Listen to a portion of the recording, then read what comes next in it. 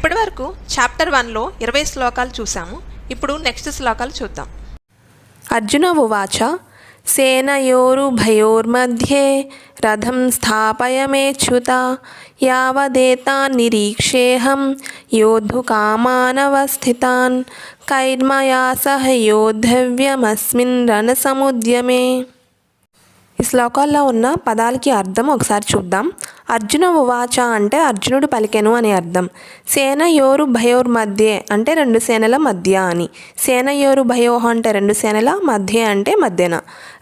రథమును స్థాపయ నిలుపుము, మే నా యొక్క, అచ్యుత అంటే శ్రీకృష్ణుడు, యావత్ అంటే ఎంతవరకు, ఏతాన్ వీరందరినీ, నిరీక్షే చూడగలుదును, అహం నేను, యోద్ధుకామాన్ యుద్ధము చేయగోరి, అవస్థితాన్ యుద్ధరంగమున కూడిన వారిని, కైహి ఎవరితో, మయా నా చేత, సహా కూడా, యోద్ధవ్యం యుద్ధము చేయవలసి ఉన్నదో, అస్మిన్ ఈ రణసముద్యమే అంటే యుద్ధరంగమున అని అర్థం. అర్జునుడు శ్రీకృష్ణుడితో చెప్తున్నాడు, ఓ అచ్యుత, దయచేసి రెండు సేనల మధ్య నా రథాన్ని నిలుపుము. సో అప్పుడు నేను ఇక్కడ యుద్ధం చేయడానికి వచ్చిన వారిని, అలాగే నాతో యుద్ధరంగమున తలపడాల్సిన వారిని చూస్తాను అని చెప్తున్నాడు.